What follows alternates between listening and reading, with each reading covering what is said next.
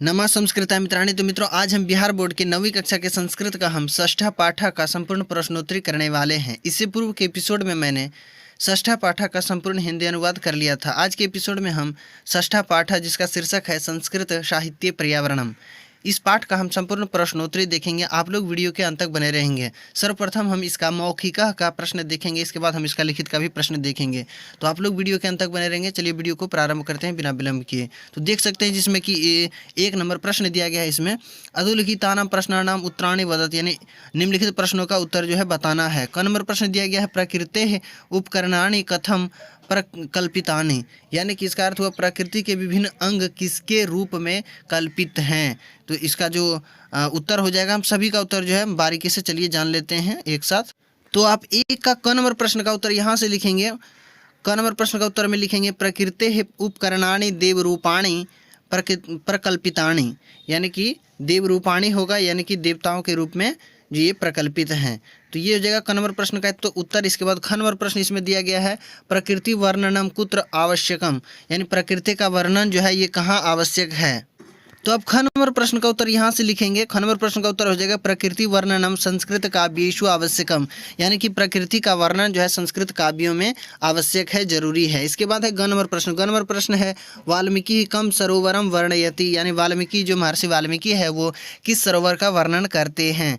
तो ग नंबर प्रश्न का उत्तर आप यहाँ से लिखेंगे वाल्मीकि ही सरोवर श्रेष्ठाम पंपाम वर्णयति, यानी कि महर्षि वाल्मीकि जो है पंपा सरोवर का वर्णन करते हैं।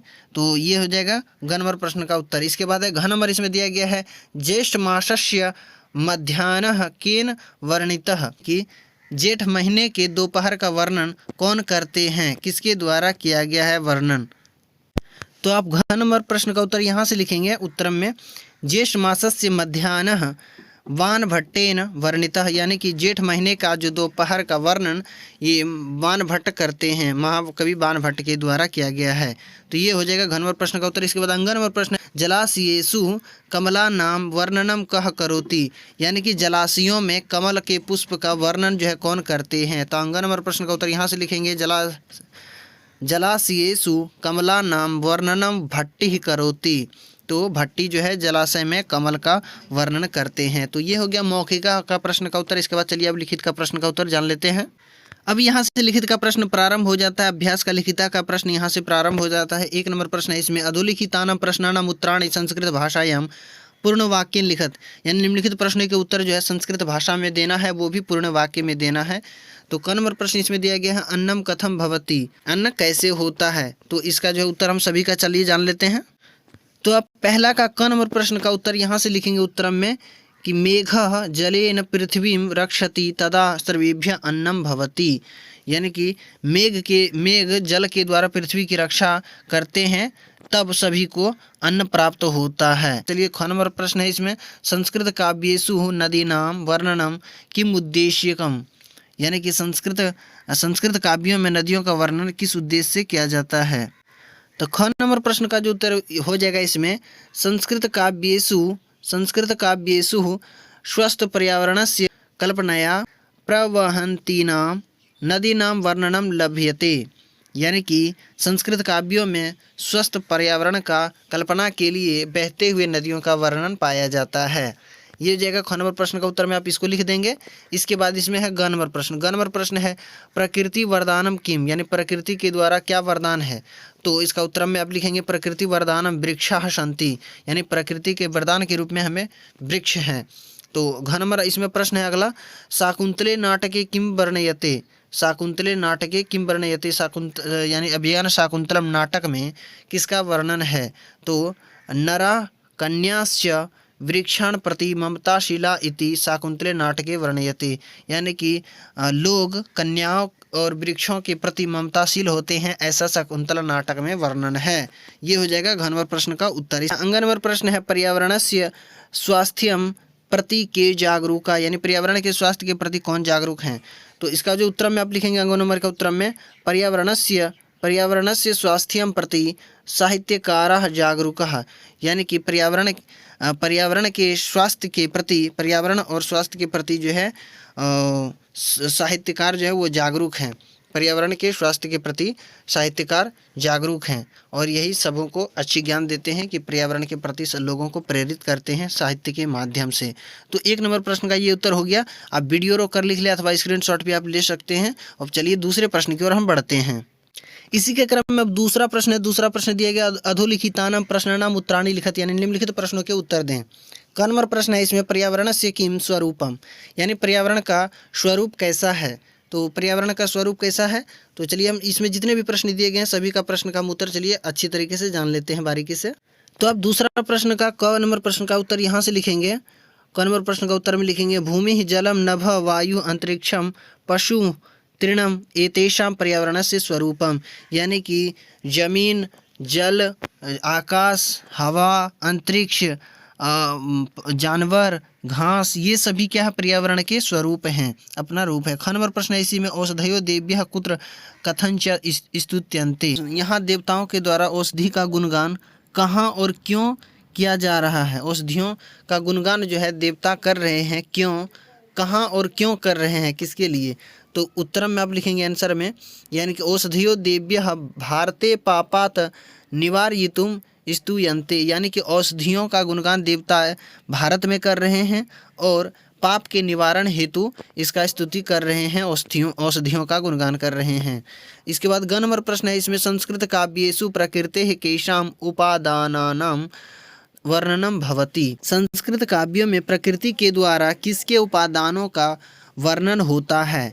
इसका उत्तर में आप लिखेंगे संस्कृत काव्येषु प्रकृतिः ऋतुः सागरः नदी सूर्योदयः संध्या चंद्रोदयः सरोवरः उद्यानम वनम इत्यादीनि उपादानानां वर्णनम भवति, यानी कि इसका अर्थ हो गया संस्कृत काव्यों में प्रकृति के ऋतु यानी मौसम, समुद्र, नदी, सूर्योदय, संध्या, चंद्रोदय, तालाब और बगीचे, जंगल इत्यादि उपादानों का वर्णन होता है संस्कृत काव्यों में।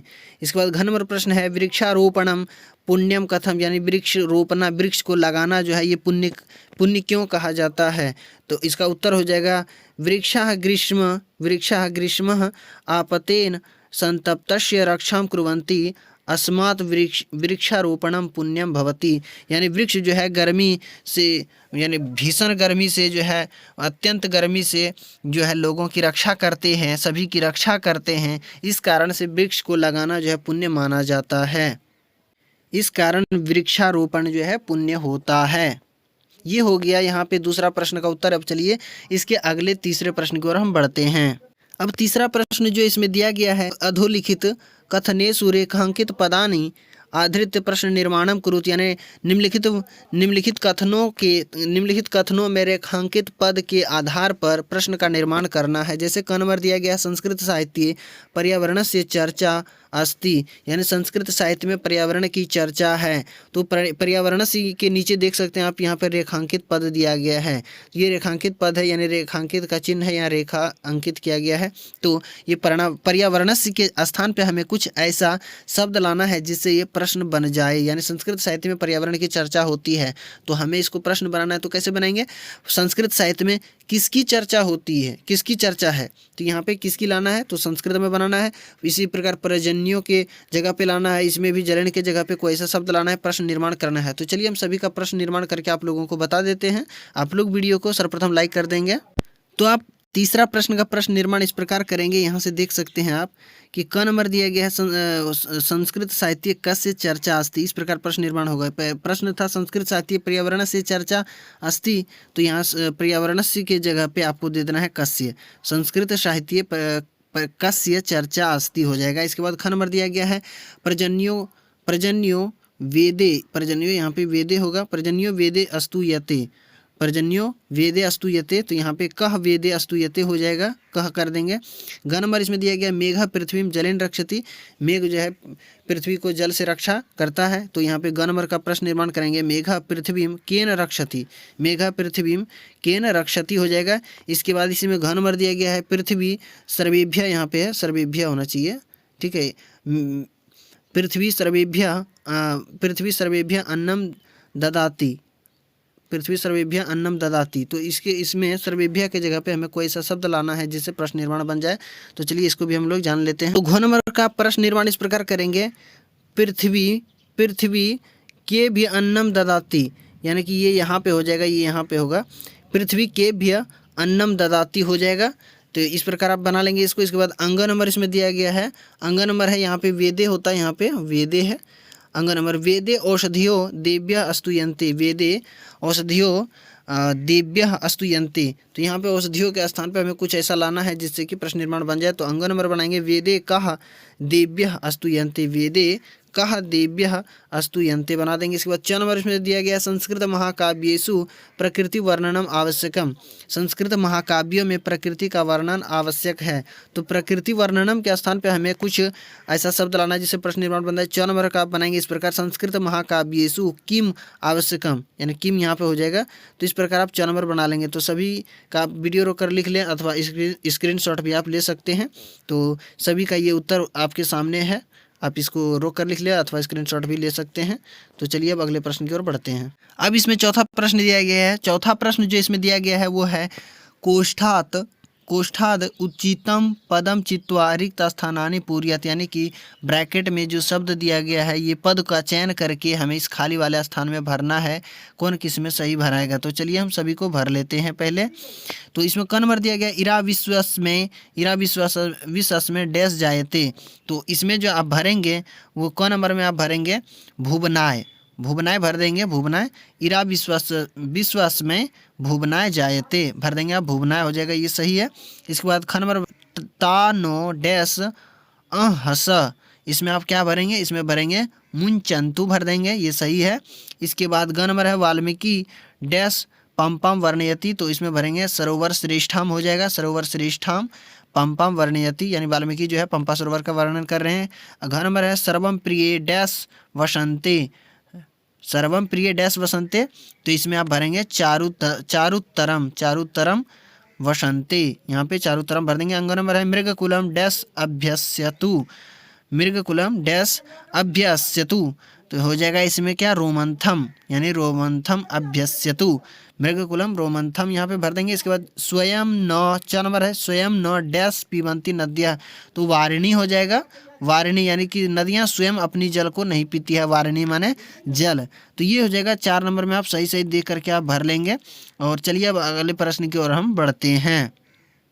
इसी क्रम में 5वां प्रश्न है। 5वां प्रश्न इसमें है अधोलिखित पदानाम संधि विच्छेदम कृत्वा पूर्ववर्णम परवर्णंच निर्दिशत, यानी कि इसमें जो है बताना है कि पूर्व वर्ण और अंतिम वर्ण क्या है, पूर्व वर्ण और परवर्ण भी बताना है और सभी का संधि विच्छेद करके बताना है। जैसे कि बालकस्तु का बालका धन तु हुआ, तो इसमें पूर्व वर्ण क्या है? अह है, इसमें क में यहाँ अह है, इसके बाद तु में त हलंत है, ये हो गया।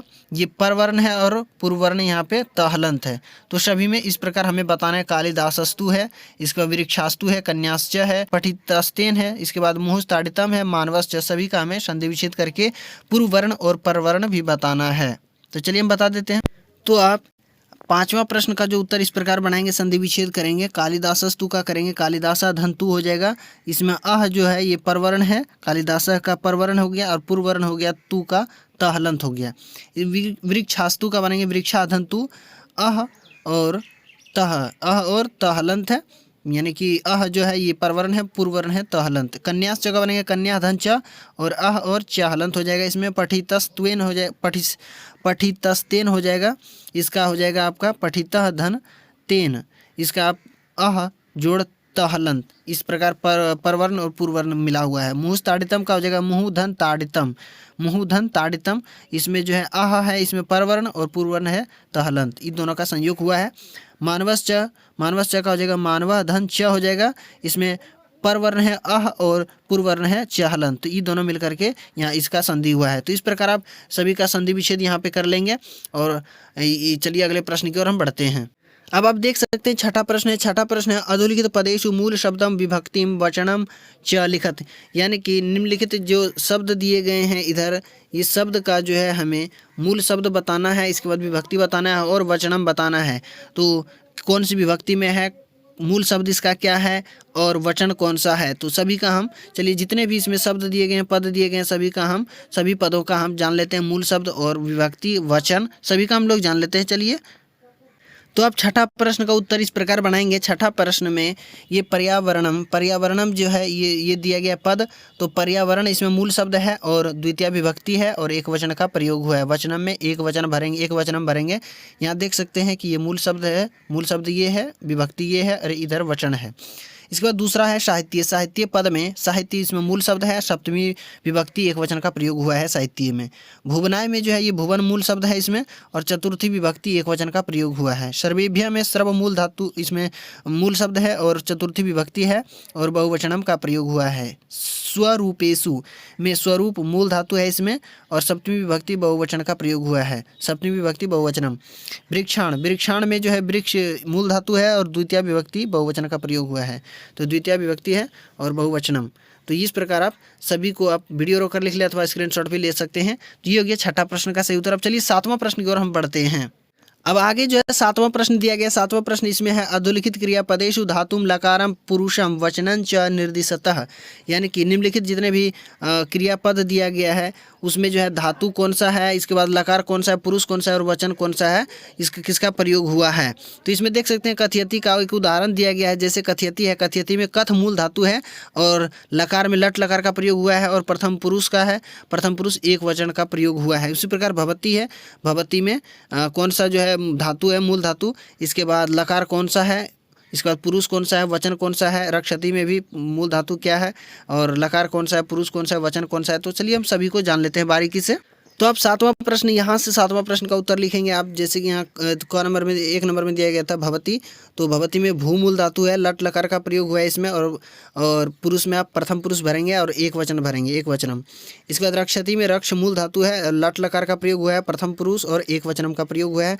कुर्वन्तु में जो है क्री मूल धातु है, इसमें धातु में अब क्री हो जाएगा, लट लकार है और प्रथम पुरुष बहुवचन का प्रयोग हुआ है। मुंचन्तु में जो है मुंच जो है मूल धातु है, लोट लकार प्रथम पुरुष बहुवचन का प्रयोग हुआ है। आसन है, आसन में अस मूल धातु है, लंग लकार का प्रयोग हुआ है इसमें, लड नहीं ये लंग लकार है। इसके बाद प्रथम पुरुष बहुवचन का प्रयोग हुआ है। तो इस प्रकार आप यहाँ सातवां प्रश्न का सही उत्तर आप वीडियो रोक कर लिख ले अथवा स्क्रीनशॉट भी ले सकते हैं। चलिए हम आठवां प्रश्न, ये जो आखिरी प्रश्न है उसकी ओर बढ़ते हैं। अब जो है आठवां और आखिरी प्रश्न जो दिया गया है, उदाहरणम अनुसृत्य प्रत्येकम अव्ययपदेन वाक्यद्वयम रचयत, यानी कि उदाहरण के अनुसार जैसे कि एक उदाहरण दिया गया। अधुना क्या है, एक अव्यय पद है, अत्र भी अव्यय पद है, इति भी अव्यय पद है। अधुना का अर्थ होता है आजकल, अत्र का अर्थ होता है यहाँ, इति माने ऐसा। तो अधुना पर्यावरण से चर्चा भवति, यानी कि आजकल पर्यावरण की चर्चा होती है। एक उदाहरण दिया गया है, यानी कि अधुना से संबंधित एक वाक्य का निर्माण किया है। उसी प्रकार हमें दो वाक्य का निर्माण करना है। तो चलिए हम सभी का निर्माण करके आप लोगों को बता देते हैं, आप लोग वीडियो के अंत तक बने रहेंगे। तो आप आठवां प्रश्न का उत्तर इस प्रकार बनाएंगे। जैसे अधुना से एक दिया गया ही था कि अधुना पर्यावरण से चर्चा भवति, इसके बाद अधुना परीक्षा न भवति, यानी आजकल परीक्षा नहीं होती है। इसके बाद अधुना वृष्टि भवति, यानी आजकल वर्षा होती है। ये दो बना सकते हैं। इसके अलावा और भी बना सकते हैं, और यानी कि अधुना माने आजकल होता है, तो इससे संबंधित आप कुछ भी और भी बना सकते हैं। अनुवाद हम जब सिखाएंगे तो आप आसान तरीके से बहुत ही बना लेंगे। जब हम व्याकरण सिखाएंगे आप लोगों को बहुत ही अच्छी तरीके से, तो सारी चीज़ें समझ में आएगी। आप लोग यहाँ तब तक के लिए ये दो उदाहरण लिख लेंगे, दो उदाहरण आपको लिखना था। इसके बाद 2 नंबर इसी में दिया गया था अत्र का, तो अत्र का एक बना के दिया गया था इसमें। इसके बाद इसका बनाना है अत्र आगच्छतु भवान, इसके बाद अत्र गृहम नास्ति। तो ये इसके बाद ये दोनों आप उदाहरण लिख लेंगे। इसके बाद चलिए अगला बता देते हैं। इसमें तीसरा दिया गया था और तब आगे आप इसमें बनाएंगे इति का जो इसमें एक उदाहरण दिया गया है, जलम शुद्धम पेयंच तिष्ठित इति समस्या अस्ति। तो इसमें देखिए आप बना सकते हैं इति से अ आ इति स्वरा संति, यानी अ आ ह्रस्व ध्रुवे ये सब क्या है, स्वर हैं।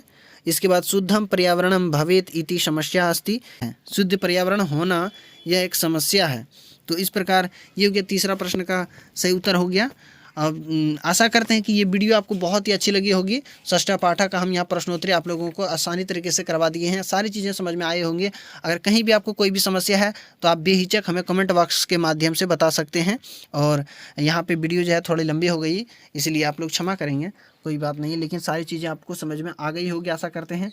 वीडियो पसंद आई तो आप लाइक कर देंगे और चैनल पर नया है तो सब्सक्राइब जरूर कर देंगे। कहीं कोई समस्या हो कमेंट बॉक्स के माध्यम से आप पूछ सकते हैं। तब तक के लिए नमः संस्कृताय, धन्यवाद।